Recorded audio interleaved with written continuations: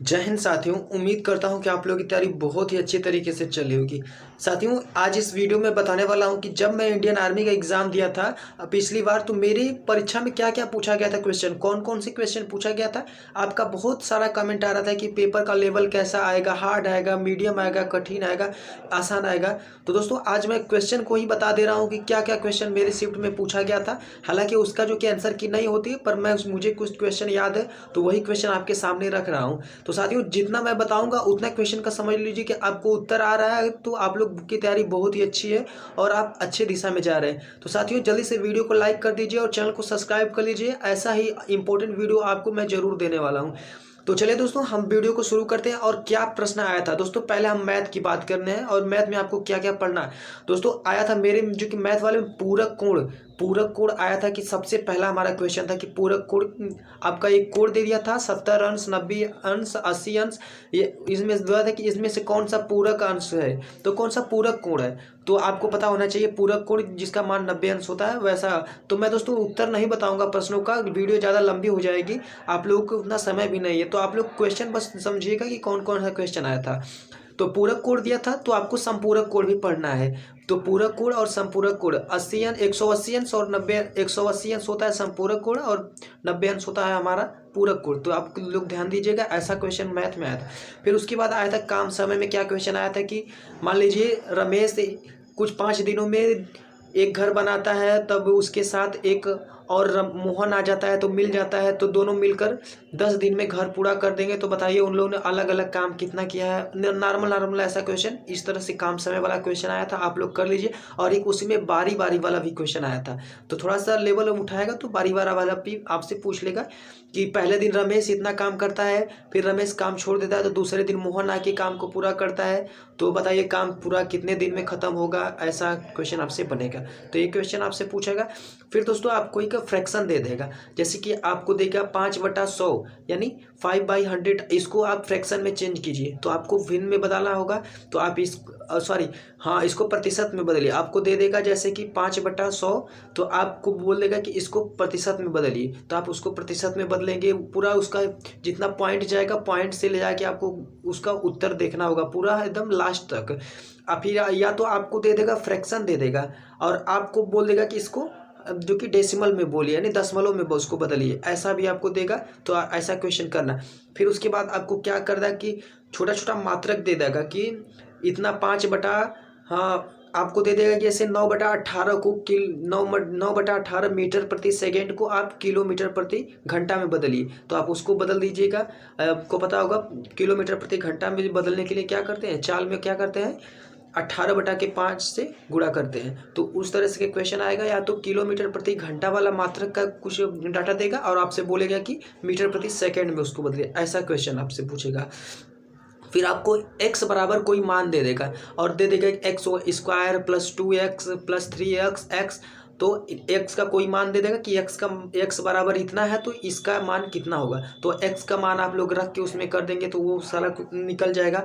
फिर उसके बाद आपका रेलगाड़ी से क्वेश्चन दे देगा कि कोई रेलगाड़ी 30 किलोमीटर प्रति घंटा से स्लो चलती है, तो उधर से तेज आने वाली विपरीत दिशा में एक रेलगाड़ी 50 किलोमीटर घंटा को से उसको क्रॉस करती है।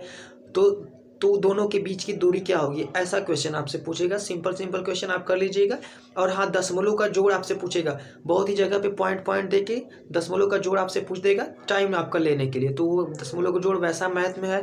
फिर अब आपसे परिमाप में चलते हैं, तो आप दे देगा कि कोई आयत की लंबाई इतना है, 5 सेंटीमीटर है, चौड़ाई आपका उसका 10 सेंटीमीटर है, तो उसका क्षेत्रफल क्या होगा। तो आपसे कोई क्षेत्रफल दे देगा या एक भुजा का मान दे देगा, तो आपसे पूछ देगा परिमाप क्या होगा। तो ऐसे त्रिभुज का क्षेत्रफल पूछ देगा, आपको सूत्र पे लगाना होगा, तो इस तरफ लगाइएगा, इस तरह क्वेश्चन पूछेगा। और अनुपात में आपका आयु संबंधित कि राम का आयु अभी इतना है तो वर्तमान में इतना है, तो 5 वर्ष बाद वो अपने पिता की आयु का 2 गुना हो जाता है, तो 5 वर्ष पहले उसकी आयु क्या थी। तो इस तरह का क्वेश्चन आपसे पूछा जाएगा। ये भी क्वेश्चन मेरे में था, बस मुझको डाटा नहीं याद है और मैं सारा क्वेश्चन को लेवल को पता है।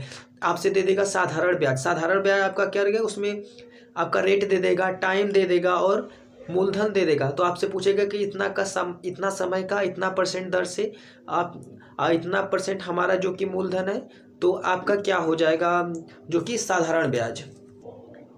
ऐसा है दोस्तों, छोटा छोटा चक्रवृद्धि ब्याज का क्वेश्चन आपको देखने को मिल जाएगा। फिर दोस्तों आपसे पूछेगा कि आपका जो कि क्रय और विक्रय मूल्य वाला भी सवाल आपसे एक दो पूछेगा। तो बोलेगा कि चीनी की मूल्य इतना थी, तो एक महीने बाद चीनी का मूल्य जैसे मान लीजिए 48 रुपये है, तो एक महीने बाद बढ़कर वो 60 रुपये हो जाती है, तो चीनी के मूल्य में कितना % की वृद्धि होती है। तो आपको ऐसा क्वेश्चन दे देगा।